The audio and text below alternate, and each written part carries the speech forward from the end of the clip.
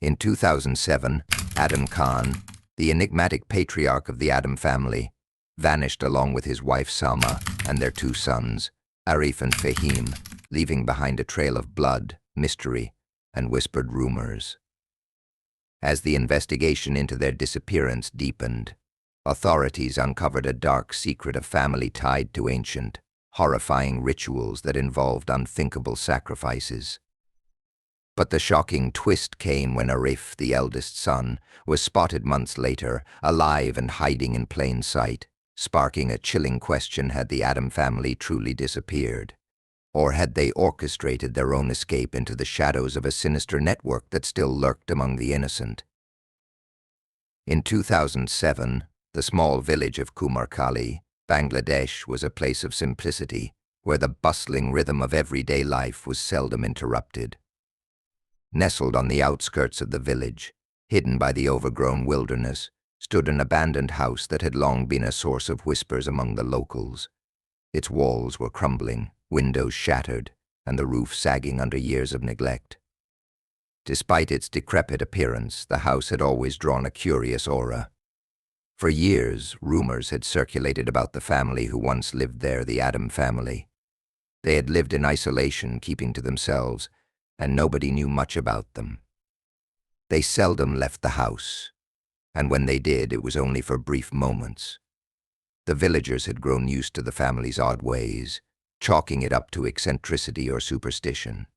Yet no one ever dared to approach the house or inquire about its occupants. There was something about it that made people uneasy, an unspoken understanding that some things were better left untouched. But in the early spring of 2007, the stillness was shattered. A local farmer, walking his usual route past the old house, noticed something unusual. A faint flicker of light could be seen from the cracked window. It was out of place, as the house had been abandoned for years. Intrigued, the farmer decided to investigate, walking cautiously toward the structure. He pushed open the rusty gate, which creaked in protest, and made his way to the front door. As he stepped inside, a heavy, oppressive silence filled the air. The house smelled musty, with traces of mildew and decay in every corner. The farmer's heart raced, but his curiosity pushed him forward. As he ventured deeper into the house, he stepped on something hard, sending a cold chill through his spine. Looking down, he saw a human skull lying amidst the debris on the floor. Panicked, his breath caught in his throat, and he stumbled backward. His eyes darted around the room, taking in the unsettling sight. The walls were covered in what appeared to be strange symbols, drawn hastily in what looked like dried blood. The floor was littered with what he couldn't immediately identify: scraps of old clothing, ritualistic objects, and fragments of broken furniture. The farmer's mind raced. What had happened here? Unable to shake the terror that gripped him, he fled from the house, running back to the village as fast as his legs could carry him. His voice quivered as he recounted the horrific sight to the village elders. At first, they dismissed him as overreacting, but the unease in his eyes was undeniable. Something was terribly wrong. The elders agreed to alert the local authorities, who arrived quickly, taking the farmer's claims seriously. They cordoned off the area, investigating the crime scene. What they discovered was beyond anything they had ever imagined. The house was filled with remnants of a dark past. Human remains scattered across the rooms, some burned and mutilated, others arranged in disturbing patterns. The symbols on the walls were more than just random markings. They appeared to be part of an elaborate and ritualistic belief system, one that had been hidden for years. The discovery of the remains and the cryptic messages left behind pointed to something sinister, something that had been happening right under the villagers' noses, unnoticed and unchallenged. The investigation quickly revealed the identity of the house's former occupants, the Adam family, a reclusive group that had lived in Kumarkali for decades, yet whose secrets had been kept well hidden. What had begun as a simple mystery soon spiraled into a full-blown investigation into the twisted practices of the Adam family, one that would reveal a history far darker than anyone could have ever imagined. The Adam family had always been a subject of intrigue and unease within the village of Kumarkali. For as long as anyone could remember, they had kept to themselves, rarely seen outside their home. Their property, a sprawling house on the outskirts of the village, had a reputation for being unwelcoming. It sat on the edge of a dense forest, surrounded by thick vegetation that seemed to swallow the house whole. It was a place that children were told to avoid, a shadowy residence that no one dared approach. Despite this, the family's existence was known to all, though few could say they had ever interacted with them beyond the most superficial level. The patriarch of the family, Adam Khan, was a man of imposing stature. His dark eyes and sharp features gave him an air of authority, though he never spoke much. He rarely left the house, and when he did, he was usually seen walking to the local market to buy supplies, always alone and with a purpose. He was a man who spoke little, yet seemed to hold the weight of unspoken secrets in his silent gaze. His wife, Salma, was even more mysterious. She never ventured outside the house, and no one had ever seen her smile. In fact, no one had ever heard her speak. She remained a ghostly presence in the background, always seen through windows or in the shadows of the family home. Their children, Arif and Fahim, were the most enigmatic. Arif, the eldest, was in his late 20s when the investigation began, while Fahim, the younger of the two, was barely a teenager. The brothers were seldom seen in the village, and when they were, it was only in passing. They never socialized, kept to themselves, and avoided any interaction with outsiders. Locals had always assumed that the family's behavior was simply an eccentricity, perhaps a desire for solitude, or a deep-seated distrust of the world beyond their gates. But over the years, a darker pattern began to emerge. The family's isolation was coupled with strange rumors about their beliefs and practices. Whispers in the village suggested that the Adam family practiced an ancient form of religion, one that was rooted in forgotten rituals and strange customs. Some claimed that the family followed an obscure cult, its origins lost to time. They were rumored to engage in nocturnal ceremonies, invoking spirits and deities that no one could name. Despite these rumors, the family's eccentricities were largely ignored by the community. As long as no one was hurt, people were content to let them be. But the discovery of the remains in 2007 shattered that illusion. The Adam family, it seemed, had been far more than just odd. It became clear that their isolation had been the cover for something much darker. As investigators combed through the house, they uncovered disturbing details that suggested the family's strange practices were not just the result of religious zealotry, but something far more sinister. The symbols etched into the walls, the scattered remains, and the journals filled with cryptic rituals painted a picture of a family entrenched in a belief system that demanded sacrifices and obedience to a force that many could not comprehend. The authorities were shocked by the extent of what they found. It was clear that the Adam family had not just been hiding from the outside world, but from their own twisted reality. As the investigation unfolded, the connection between the family's reclusive nature and their dark practices became increasingly apparent. The family had been preparing for something, a final, dreadful act that would reveal the extent of their obsession with their rituals. And now, with the house abandoned and the remains scattered, the village of Kumarkali was left with more questions than answers. What had driven them to this point? What horrors had the Adam family been hiding for all these years? The deeper the investigators delved into the family's past, the more they realized that the truth was far more terrifying than anyone had ever imagined. As the investigation into the Adam family deepened, the authorities began to uncover more about their twisted rituals and the horrifying truth behind their disappearance.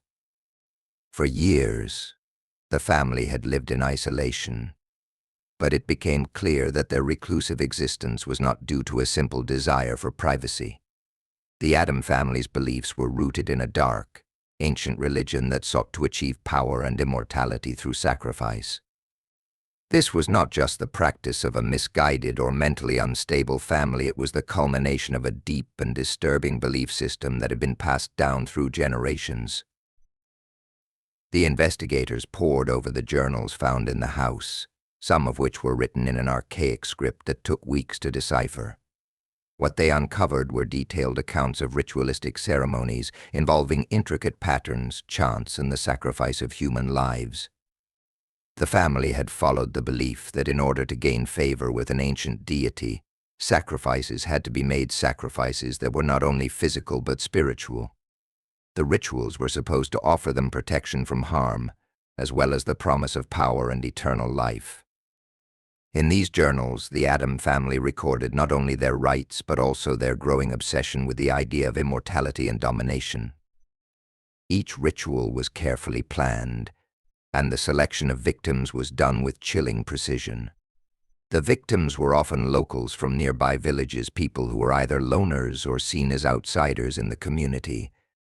These individuals were chosen not by accident, but because they fit a specific profile outlined in the Adam family's belief system. They were believed to be pure and innocent, making their lives more valuable as offerings to their dark god. The rituals took place during the dead of night, usually in the family's home, where the walls were painted with symbols meant to invoke the deity's presence. The victims were tied, their bodies prepared with ceremonial markings, and then sacrificed, often by violent means. The family members believed that these rituals not only pleased their deity but ensured their prosperity and protection from the outside world. The authorities soon realized that the disappearances of several villagers over the years were not random, but rather part of this horrifying pattern. People who had vanished without a trace were now revealed to have been sacrificed by the Adam family. The sheer number of victims and the length of time the family had been carrying out these acts was staggering. The village, which had once been a peaceful rural area, was now a place marked by tragedy. The family's dark practices had been hidden for decades, and the community was left in shock as they processed the revelations. Further investigations into the family's past revealed that Adam Khan, the patriarch, had not always been part of the village. He had arrived years earlier with his wife Salma and their two sons, Arif and Fahim, under mysterious circumstances. They had kept to themselves, avoiding interaction with the villagers, and it was rumored that Adam Khan had come from a far-off land where such dark practices were more common. He had instilled his beliefs in his children from an early age, teaching them the ways of the ritual and the importance of sacrifice. By the time the family settled in Kumarkali, they were already entrenched in their disturbing faith. They were not simply seeking a quiet life, they were pursuing something much darker. As the investigation continued, it became increasingly clear that the Adam family's disappearance had not been an accident. Their actions were part of a far-reaching plan that had been in the works for years. But why had they vanished so suddenly? Had their dark deeds caught up with them, or had they somehow evaded the law with a terrifying knowledge of how to disappear? The police were now racing against time, trying to uncover the final pieces of the puzzle, while the residents of Kumarkali struggled to come to terms with the horror that had been living among them all these years. The story of the Adam family was far from over, it had only just begun to unravel. As the search for the surviving members of the Adam family intensified, the authorities began to piece together disturbing fragments of their final days in Kumarkali. Adam Khan, Salma, and their sons Arif and Fahim had vanished without a trace, leaving behind only the remnants of their dark legacy. The house, now abandoned and overrun with weeds and decay, seemed to hold the secrets of their disappearance.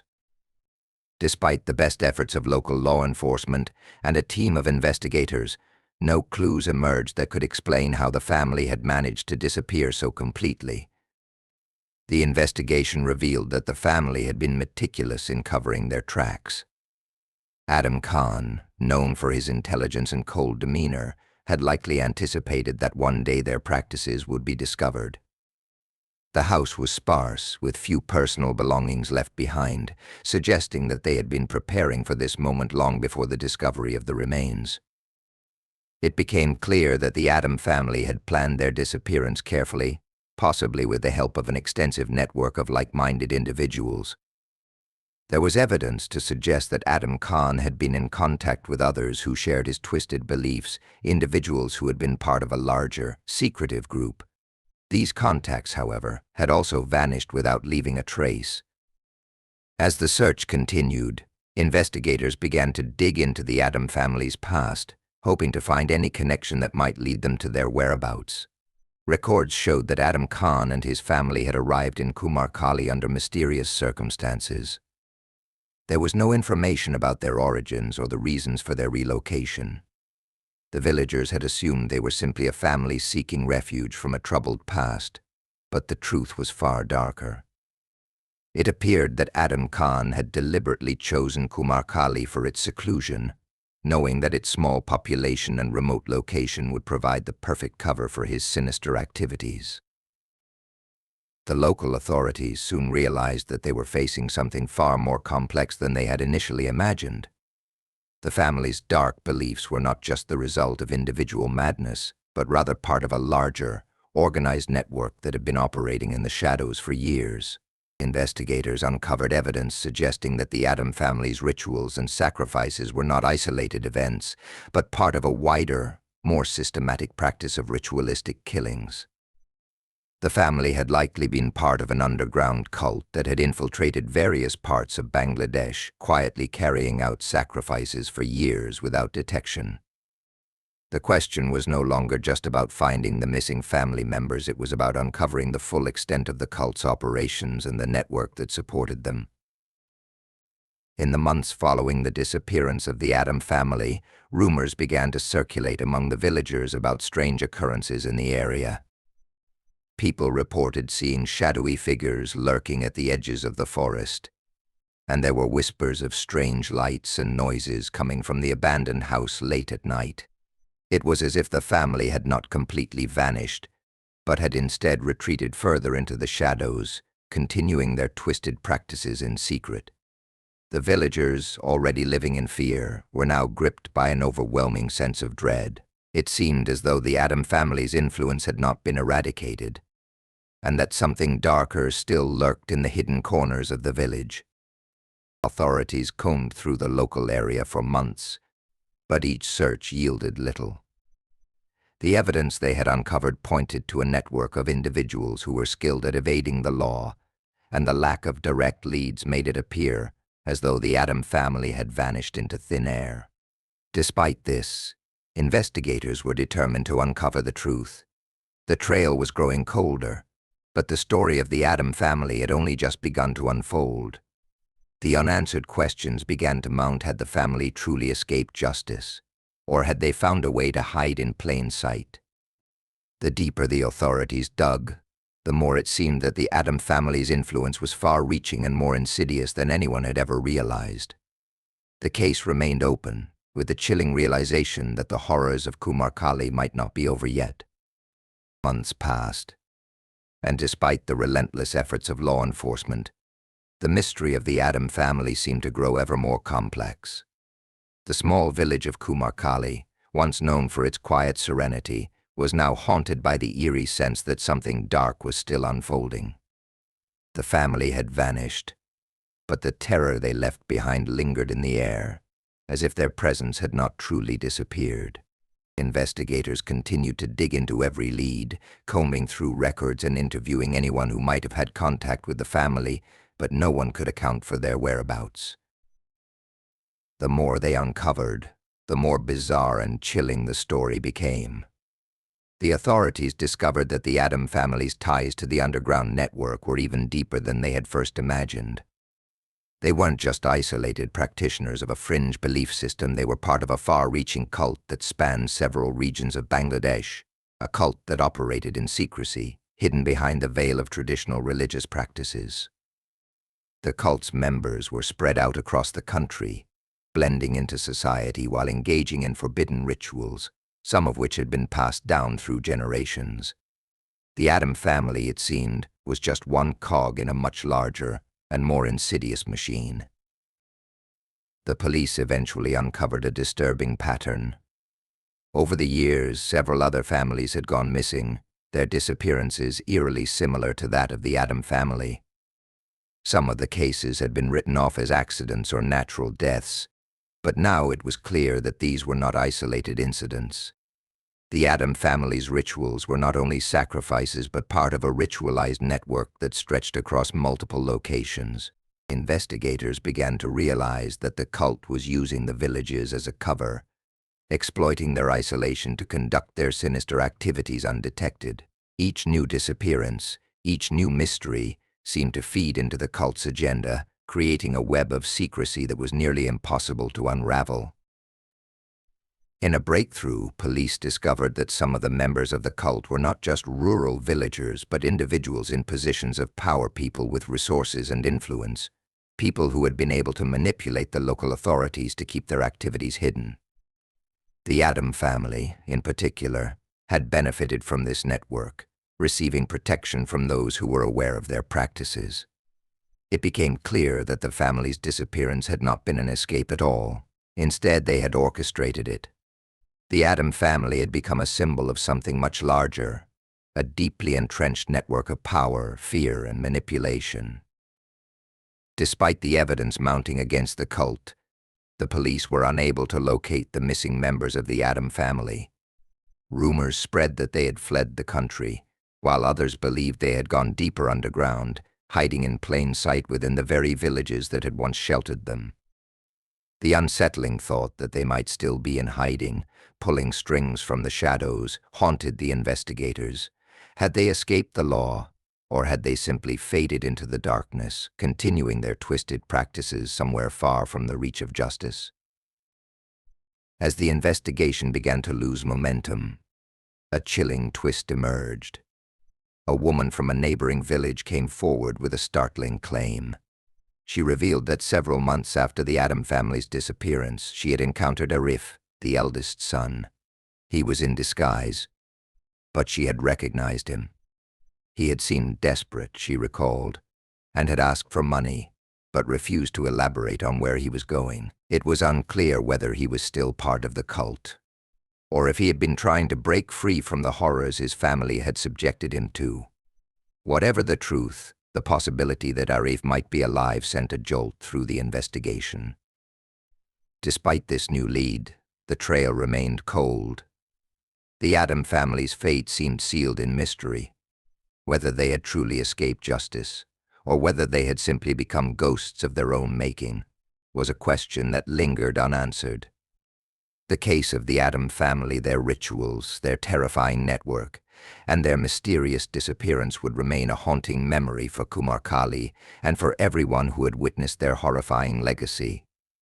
The truth was out there, but whether it would ever be fully uncovered remained uncertain. The terror that had once gripped the village was far from over, and the dark shadow of the Adam family would forever loom over Kumar Kali, waiting to be revealed.